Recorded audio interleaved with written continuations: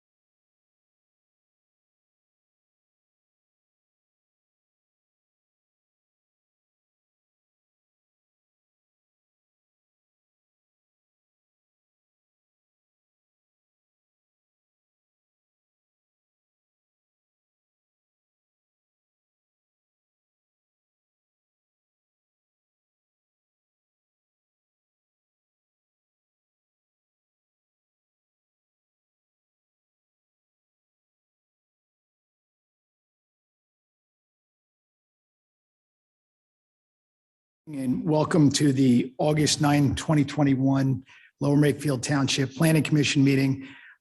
This is our first meeting that is both in person and remote, so it's hybrid. We have two of our members are present on site, myself and Ross Bruck, and remotely we have Adrian Costello, Chendra Gill, and Dawn Stern. Our township engineer is also remote, Andrew Palicki, and present is Jim Majewski and Barbara Kirk for the township. First item on our agenda is our approval of the minutes from July 12, 2021. Do I hear a motion? Adrian, I think you're trying. Okay. Got it. I'll move to approve the minutes. Is there a second? I'll second. Are there any comments or concerns about the minutes? Dawn, we can't hear you.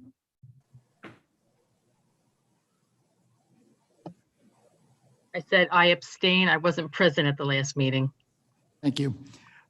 All in favor of the approval of the minutes of July 12, 2021, say aye. Aye. Aye. Aye. And the motion passes 4-0 to 1. Second item on our agenda is 1181 Oxford Valley Road, minor subdivision.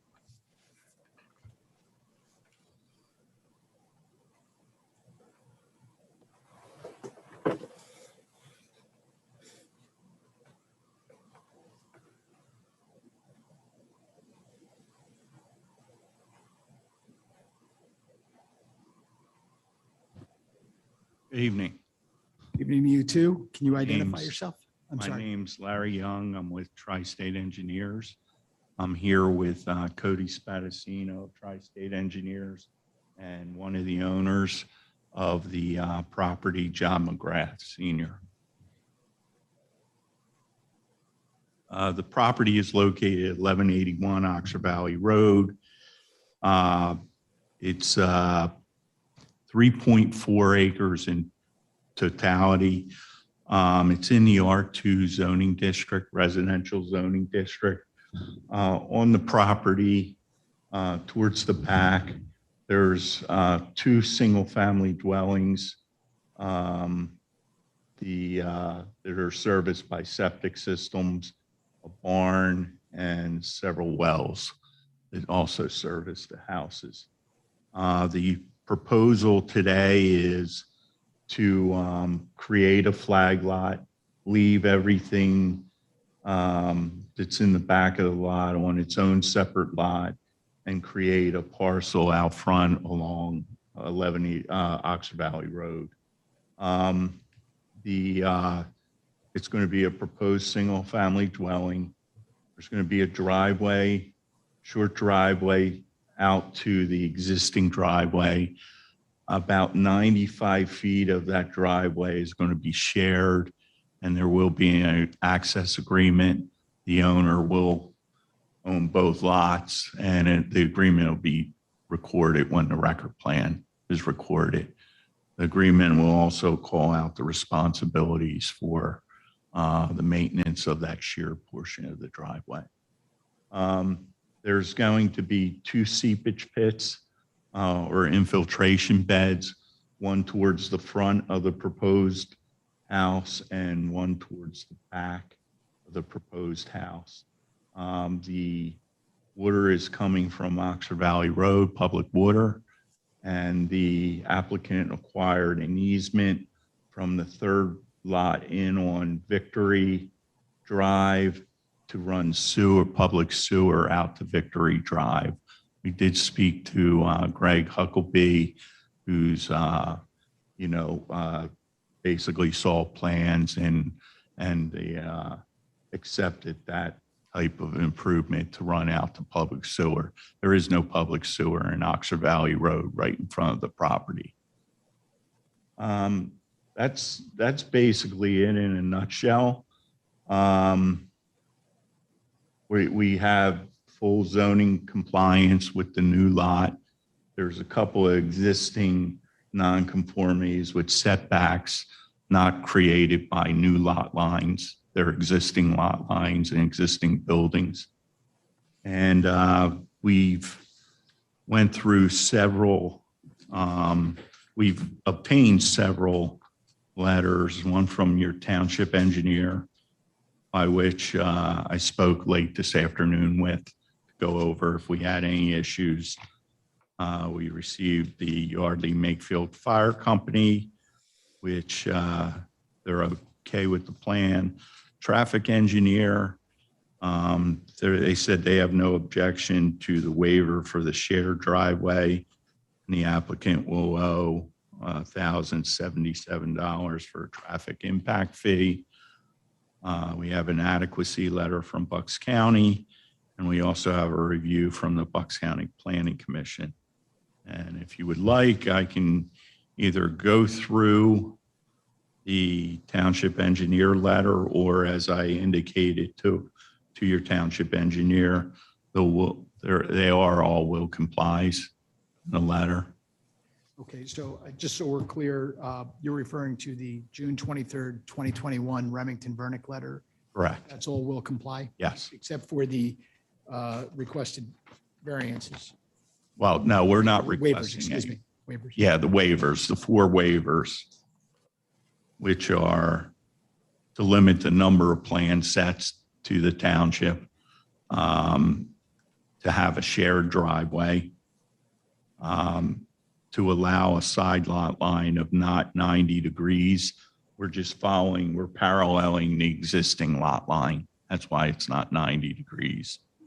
And for street trees, we would be required to put 7 trees, but there's already 10 trees remaining out there along that frontage.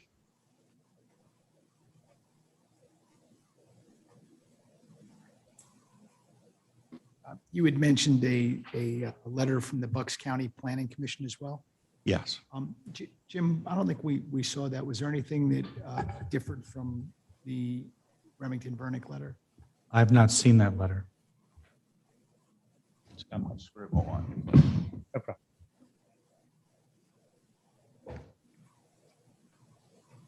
Keep this on the tip. Okay, the letter from the Bucks County Planning Commission dated July 14th. Just comments on the waivers that were listed. And then they just asked that the applicant provide justification for the waiver request. They did note that on the existing features plan, there's an unidentified structure on the property, and also that compliance with the woodlands needs to be shown and what's preserved on the plan. And they mentioned the shared driveway, and that they recommend that regular maintenance, repair, and snow removal responsibilities be established. And any access easement or maintenance easement outlining the maintenance responsibilities should be incorporated in the deeds for the lot. And that's something that is good thing to have. And they also noted that a sewage facilities planning module application mailer needs to be submitted for the proposed subdivision. Yeah, we're in the process. We submitted the initial mailer.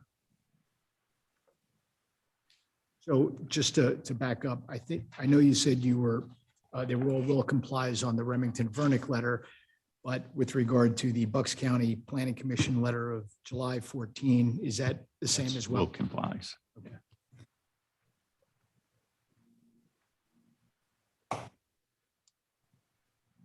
Mr. Bush, can I ask a question?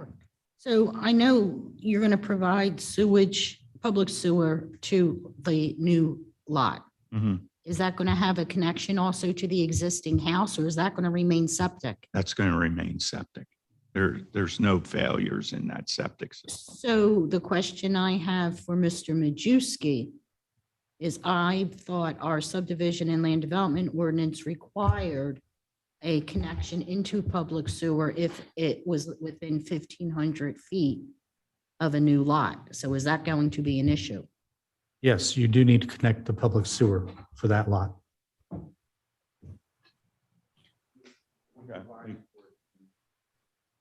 We can get to it from, So that's, you will provide public sewer. I just want to make you aware that if it comes, You have to get up and speak to the microphone if you want, and identify yourself. Thanks, Jim. There's another microphone there. I'm John McGrath. I'm the owner of the property. The sewer that we're putting in from Victory Drive through the easement will have a manhole installed on our property, which will have the ability to tie the sewer in of the existing house and the new house. So I think we'll be okay. We'll tie in the existing house. okay, I just want you to be aware of that. I don't know the code section right off the top of my head, but there's a provision in the subdivision and land development ordinance that requires connection to public sewer if it's within 1,500 feet of the lot. We were thinking of, and we probably, that we probably will 100% now tie in. So be pretty easy to. All right.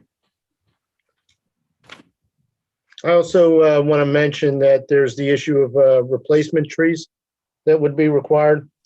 The plan removes approximately 7 trees in excess of 10 inches that are viable trees. The other trees that are in excess of 10 inches are dead. According to my calculations, the 7 trees that are removed based on their size would require 43 replacement trees.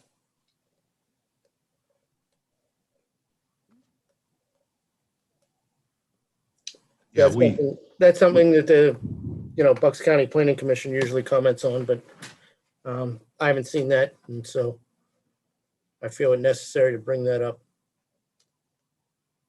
we will, I talked to the engineer earlier today. We are going to tweak the location of that building slightly to save a few more trees. And then we'll be planting some more trees on the lot. And if we can't fit them, we'll donate a fee in lieu of at that point. But we're going to try every way we can to minimize the tree disturbance out there. Thank you. The living ones, anyway. And those replacement trees are in addition to the waiver for the street trees? Yeah. Yes. Okay.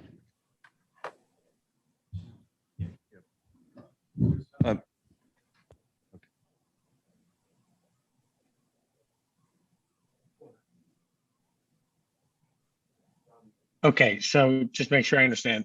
There's no request for the tree replacement ordinance, but there's still a request to waive the street tree. And I guess Jim or Andy, help me.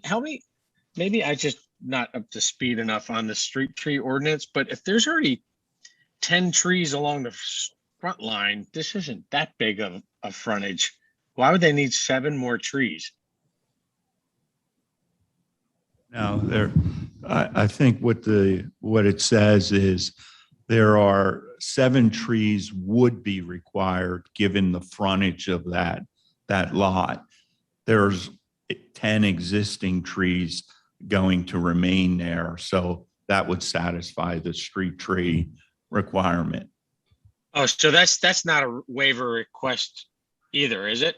Well, Maybe. it's just that we're not providing proposed street trees. They're already there. So whether you want to call it a waiver or not, we just ask for a waiver with that supporting statement that there's 10 trees along that frontage already. Does that make sense to you, Andy, not being right in front of you? I would support that waiver, given the fact that there are 10 trees on the lot that are along the Oxford Valley Road frontage. Okay, got it. Thanks for the clarification.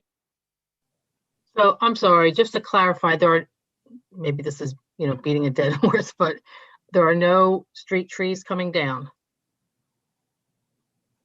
I'd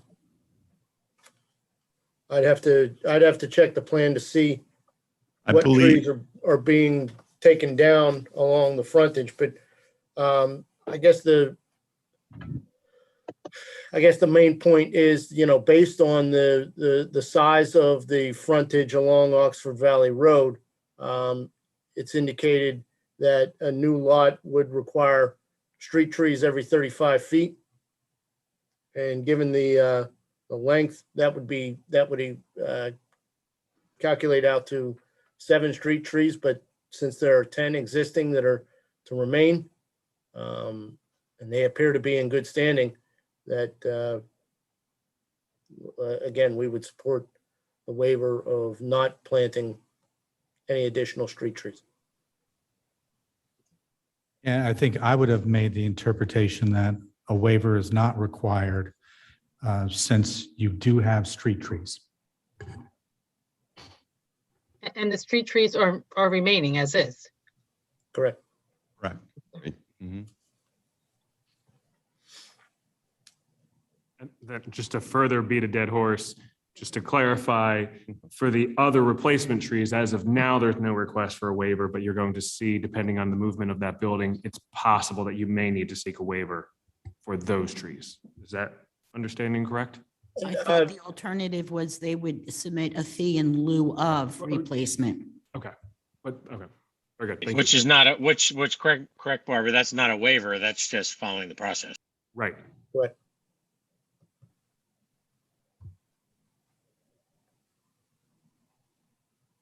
I would like to mention, there's quite a few ash trees on the property, and a lot of them, certainly have, they look very dead now at the top. So, The provisions have special ramifications for ash trees, or no? Is that not built into the tree ordinance? Well, actually, if there are ash trees, it's not built into the ordinance. But I think that's one of those things that, I don't believe you can tell people they have to replace a tree that needs to be cut down. It's like saying you need to replace a dead tree because it's there. Right. But we can work that through once they refine the building envelope a little more, see if they could save themselves a little bit of money for the fee. okay, thank you.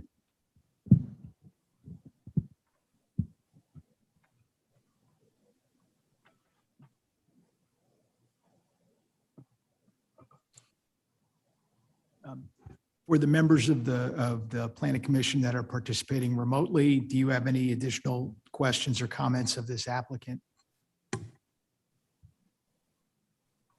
I guess one last question I had is, and I think this came up with another one we saw a few months ago, with the question of a shared driveway.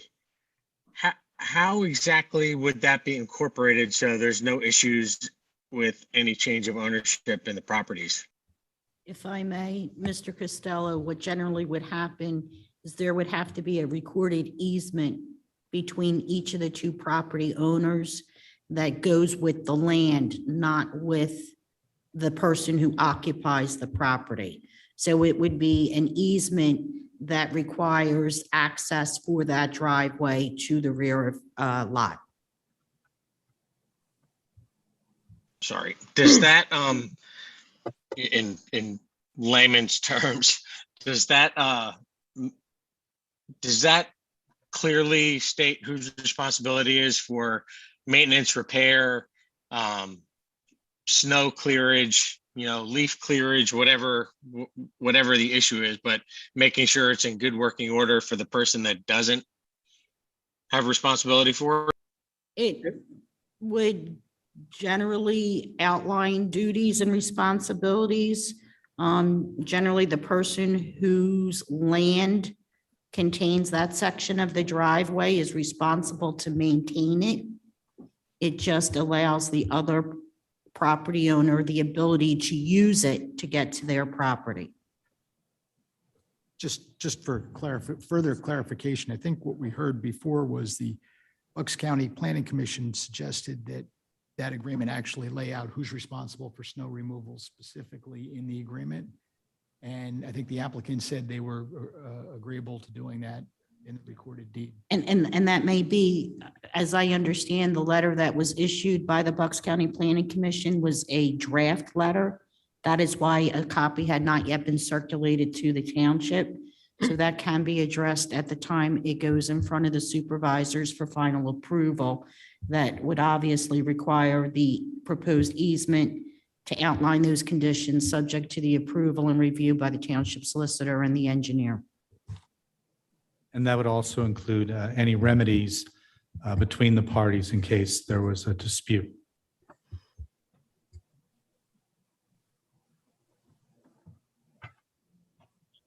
Any other questions or comments of the applicant?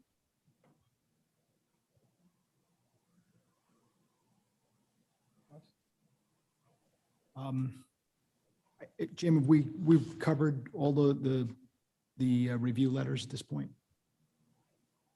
We've seen all the review letters to. I believe so.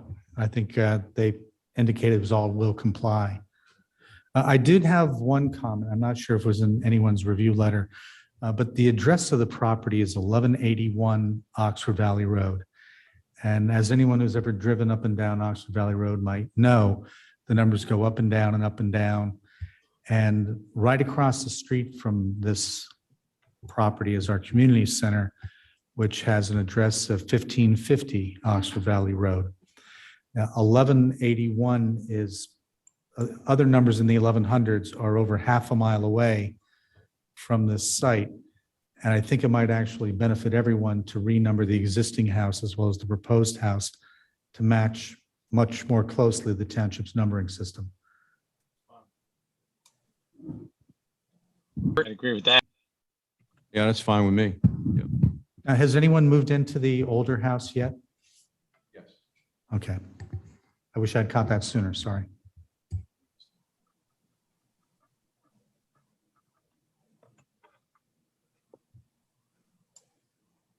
Is that something that requires any input from the post office or no?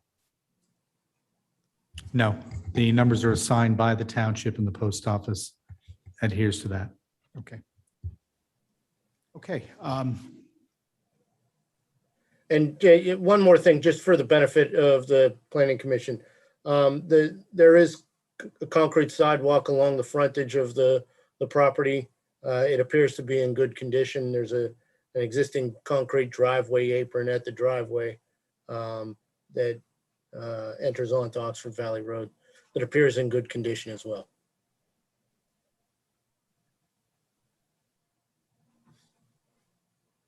At this point, does someone want to make a motion?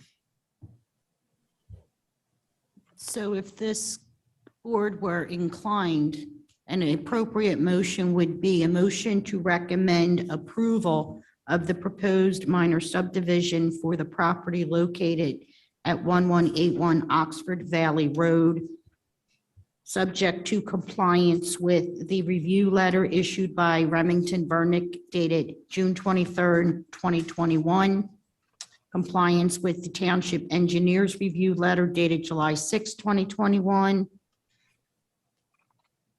and compliance with the final version of the Bucks County Planning Commission Review Letter, subject to, and then approval of the, recommend approval of the proposed 4 waivers, or not, however this board would choose to decide on the waivers.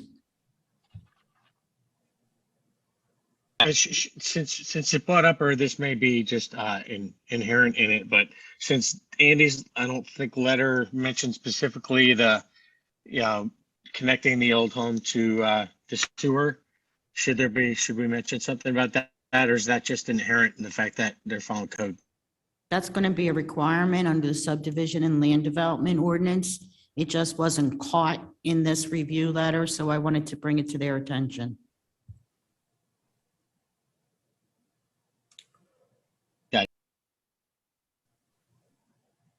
So the open items on the pending motion are the board's feelings on the requested waivers.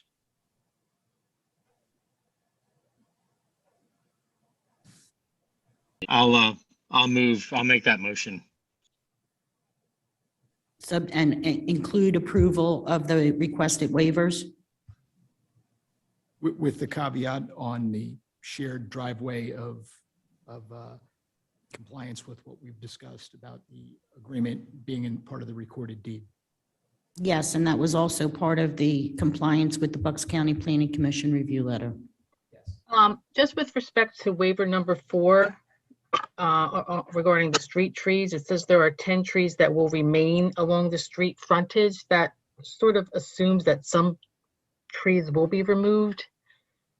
I just want to make some kind of clarification in there that there will be no street trees that will be removed. Well, I think actually, Don, what I understood was the requirement for the lot size is 7 trees. And just based on their plans, there will be at least 10 trees remaining. So they already have it covered. If there's 20 now, but they leave 10, they're still going to have 3 more than what the ordinance requires. And the flip side of that is they then would have to replace those 10 that they took out if there were 20. We're pay a fee in lieu of. Yeah, I know, but those trees are very big trees that are there right now. Maybe the applicant can clarify this for us.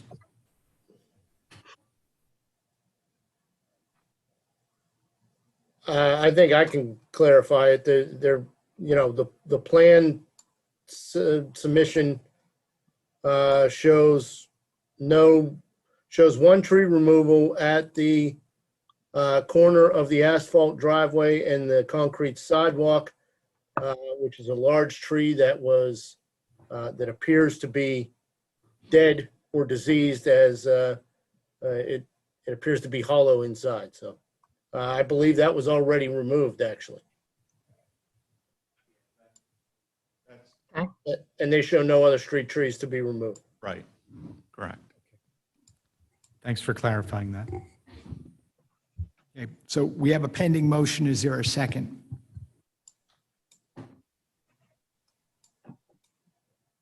Second. Any further discussion from the board? No. There are no members of the public present on site today, but are there any waiting to be heard remotely? None. There are no members of the public that want to be heard remotely, so we'll call the question. All in favor of the recommending approval of the motion that Barbara has outlined for us, say aye. Aye. Aye. It passes unanimously 5-0. Thank you very much. Welcome.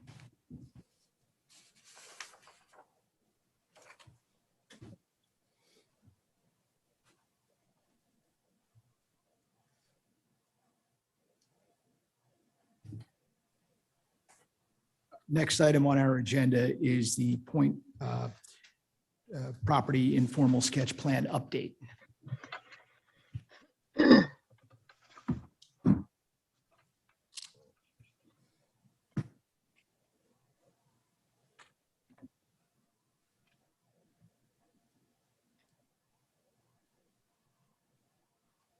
Good evening. Good evening, members of the board here and out there. CT Troilo Properties. I'm here to show us the latest version of proposals for the Point out in Edgewood Village, where currently there's 2 existing structures. Last time we were in front of the board, we received some constructive suggestions. We took a look at some different things. We had some help. And so this is our latest idea. Again, this is just a sketch plan. No engineering has been done. We're just here for input. If the board thinks we're on the right track, if it's something we should look at and develop further. Okay. I guess when you were last here in early April, April 5, and as you mentioned, there were some comments made by different board members about traffic flow and parking and things like that. Why don't, if hopefully we can have the sketch put up on the screen and you can sort of walk us through what's different now Certainly. versus what we saw back in April. Absolutely. To start off, one of the suggestions from the board was trying to utilize an easement or a shared driveway to access the parking lot on our property. And just to let the board know, we did look at that and developed a couple sketches, but though in theory, it sounds like it really should help a lot, it didn't. So we're back to coming in off of Edgewood Road. Our last drawing had a row of 5 double townhouses. Kind of, it was suggested that it was too monolithic and large of a structure, that we needed more of a village feel.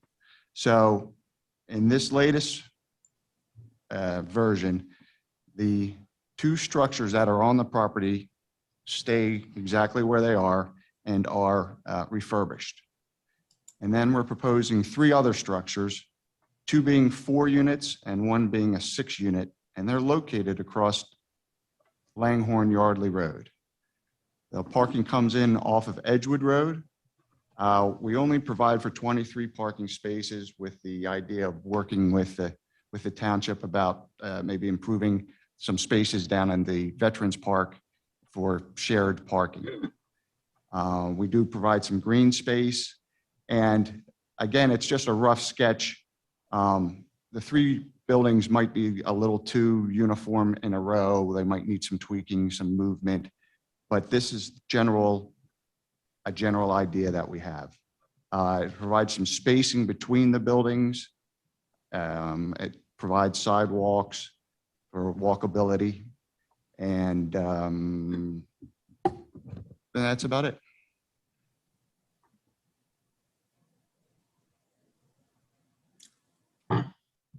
Were the 3 buildings where there had been 4, is that contemplated as residential, commercial? I'm sorry, it's all residential. Okay. It comes out to 17 residential units. I don't know how you could classify them as townhouses or apartments, or they're 1,000 square foot livable, rentable units. And then with the 2 existing buildings, I know They, what we talked about before, that it was, I think, going to be an ice cream shop or something similar to that, retail. actually, we're proposing now for the Ishmael House, which is the stone one on the corner, to be turned into residential. It's just so small that commercial viability doesn't work. It works better as a single family dwelling. And the other house is currently a double. So we were proposing to refurbish it in its current configuration.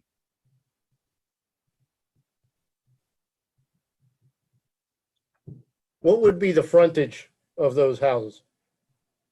Does the front entrance off of Yardley Langhorne Road, or is the front entrance off of the open green space? I would imagine that there would be fake frontage on Yardley Langhorne Road, so it looked like that was the front.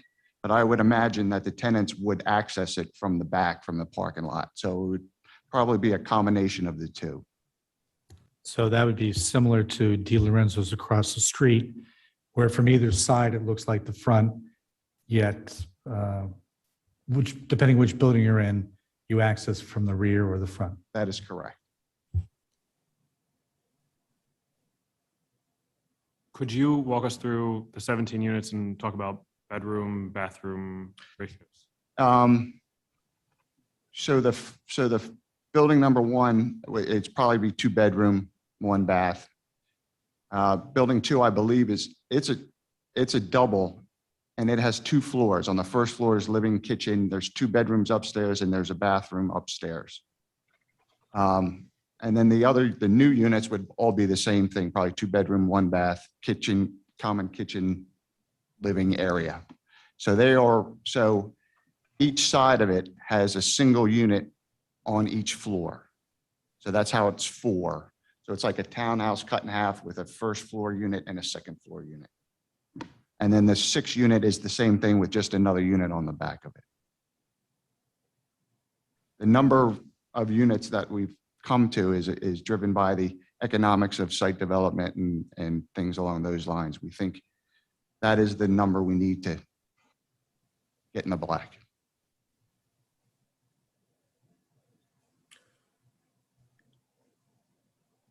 Did you investigate garage parking underneath the units? We did not.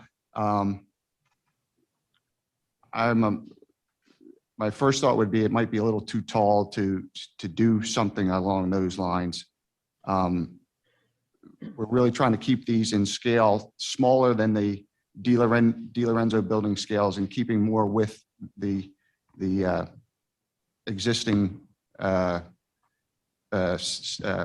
siding, cedar sided building, the double.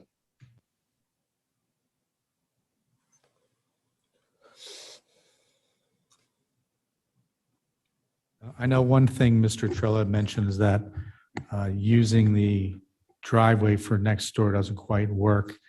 One thing that is a possibility, just looking at this layout, if somehow they were able to come to agreement with the neighboring property owner, they could shift that whole parking lot partially onto the property. And the only thing you'd gain out of that, you'd gain a little bit more green space in there. And then you could possibly tie the back end of that driveway back out to the existing driveway on the adjoining property. I'm not sure if you could visualize that, but basically if you shifted that whole layout to the right, push the parking lot closer to the building just off site, then you'd have more green space on this property, sort of partially overlap the existing driveway and the adjoining lot. It's really a tight way to try to fit almost anything in there.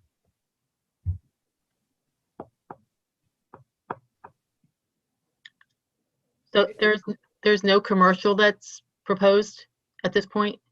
Correct. At this point, there is no commercial proposed.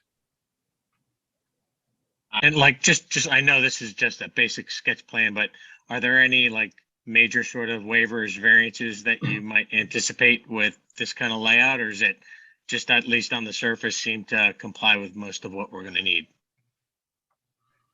On the surface, it seems to comply with, we're trying to avoid any variances or any waivers or anything. So on the surface, it looks pretty good. We'll know more, once we turn it over to the engineer, but our goal is to do with as little variances or waivers that we'd need. Okay, gotcha. That answers my question for where we're at now. So appreciate it. So how many shared parking spaces would be required over at Veterans? 11. So that's 17 units, two parking spaces per unit. Correct. Now, I believe that would require a variance So it's perfect timing with that, Right. because it says that shared parking must be within, I think, 250 feet or something like that of any unit being used. So technically, with the parking lot on the right and the buildings on the left, you're a little bit further away than that 250 foot or 200-foot distance in our ordinance. So that would be a variance, although I think it kind of makes sense.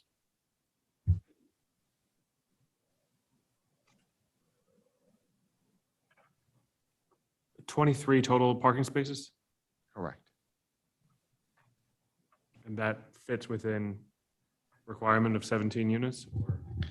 As they pointed out, 17 units require 2 spaces per unit. So that's the shortage, which they plan to improve the spaces at Veterans Square. Yet, as I pointed out, I believe it requires a variance because it's just a little bit beyond that number we have in the ordinance to permit shared parking. And there may be some other variances that will be identified throughout the process, but they have to have their engineer take a look at that. Jim, when I would be concerned with the parking for building number 1. It just seems like that is a long way away from any kind of parking.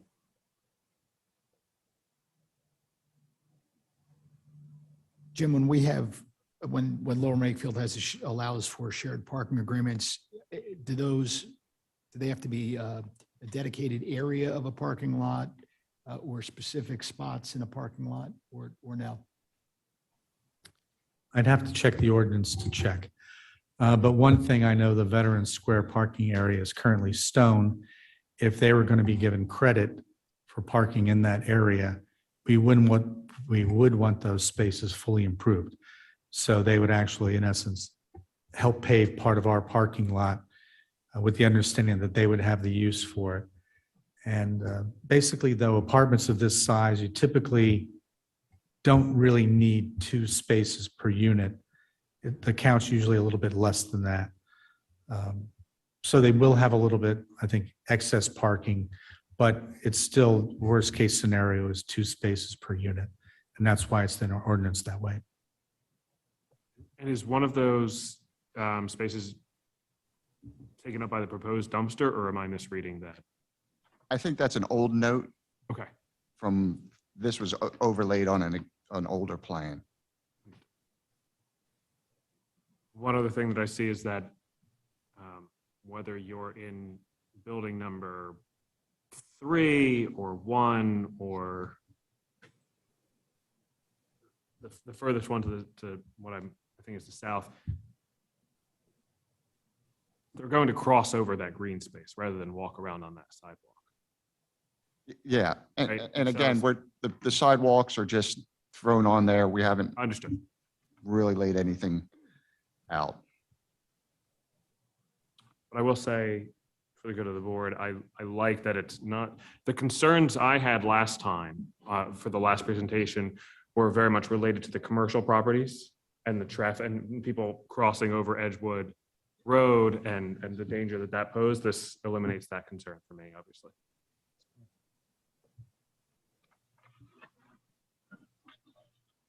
And likewise, I think that building number 1, where you had commercial planned before, seemed to not have adequate parking right there before. So I'm glad that's considered residential now as well.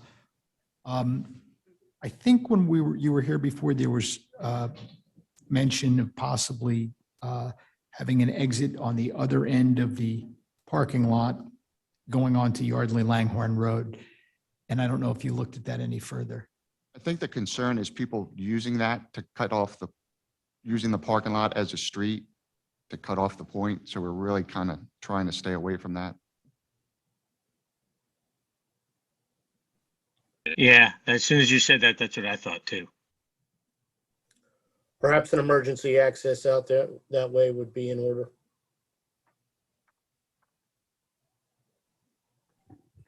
Yeah, and in this case, since you actually have roads on 2 sides and a parking lot on another, this is a case where I don't even think you need emergency access, although our fire department and police personnel would weigh in on that if they felt it was definitely needed.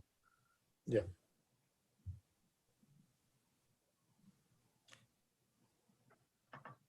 Jim, since there's a contemplation with this plan of using shared parking spaces at Veterans Park. Does Lower Makefield have anything planned for that space in that park at this time? Well, currently we have the Veterans Monument that's there. In the few, and also the little playground that's there.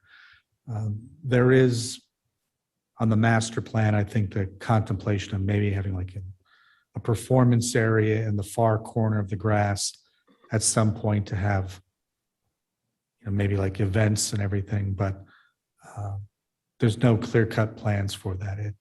And it wouldn't be like an everyday thing.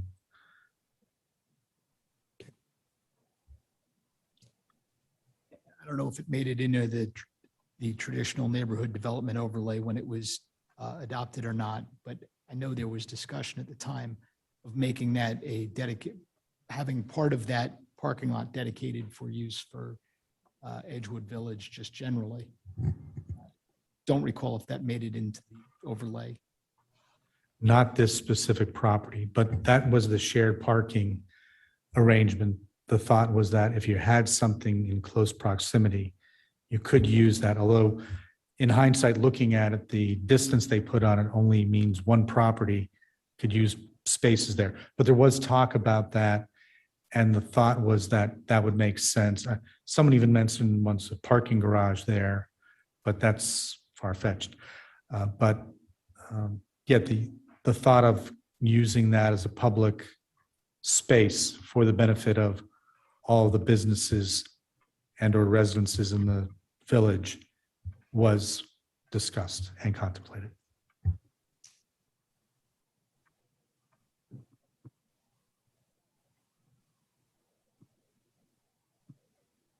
Do any of the members participating remotely have any additional comments or questions for the applicant?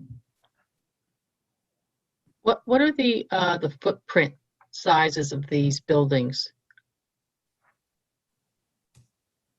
Do you know? No, I don't know. Well, I'm sorry, unfortunately, I do not know the exact footage, but for scale, you can use the existing double building. So they're larger than that. That is there existing on the site. I believe they're approximately 50 by 50.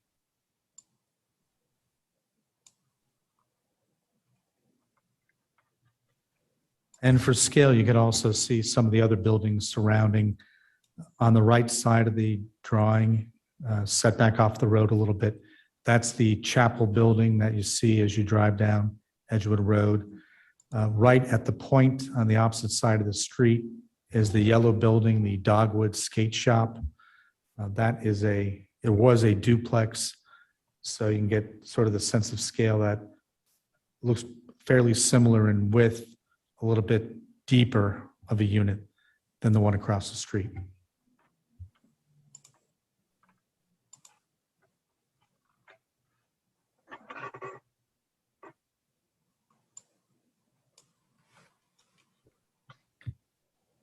Ross, do you have any? No, nothing further. I think it's a good update. Concerns over parking, but otherwise. Yeah, the only thing with some retail and more retail going in Edgewood Village and the Wegmans project, just still consider whatever your plans are. I'm pretty sure pedestrian traffic across the end of Edgewood Road there is probably going to come up. So just think it through, because people, the 17 places there, people are still going to probably want to walk to eat, walk to go do things, as we hopefully try to create more ways to walk places. So I still think that intersection will be an issue. Not your fault, but that's a troublesome intersection.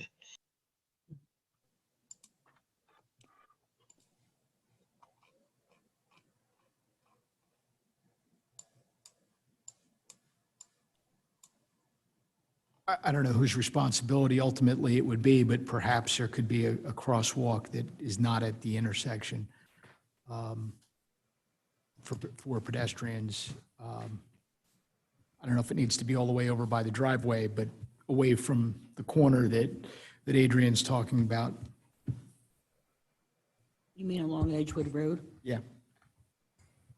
That would be standards. So, It's a township road, but it would need to meet safety standards, and mid-block crossings are sort of discouraged unless at the intersection crosswalk is worse. So I think crossing at that tight point, I know we've discussed that with Mr. Trillo, and I think our traffic engineers have talked about it. The Planning Commission has talked about it. Our Historical Architectural Review Board has talked about it. And there's always that concern with, there should be a way to get across. However, there are, maybe a mid-block crossing would make sense. Especially with the Woodside Presbyterian Church. They also sometimes use our Veterans Square for overflow parking for their busier services. So away from the intersection crosswalk makes sense in this instance.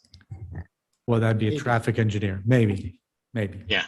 Okay, it's worth Yeah, looking at. and I think, and I think the point is, I mean, this is really like a back of the napkin sketch of an idea. Yeah, I just wanted to raise it up as they get into this. If this is somewhere they want to go and they want to go or residential, it doesn't make the pedestrian concerns go away.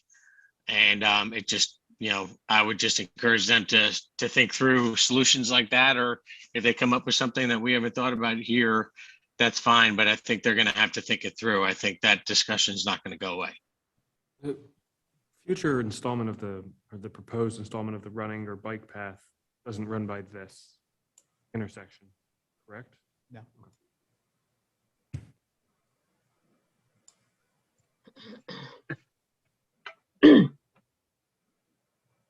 Any other comments? Okay. TJ, I think we've given you our thoughts, so hopefully it's been helpful, and you can move forward with this.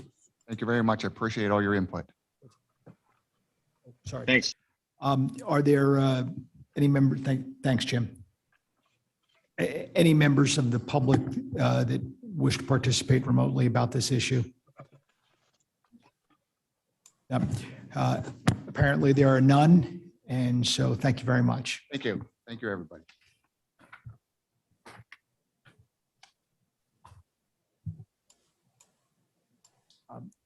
Do any members of the board have any other business they'd like to raise?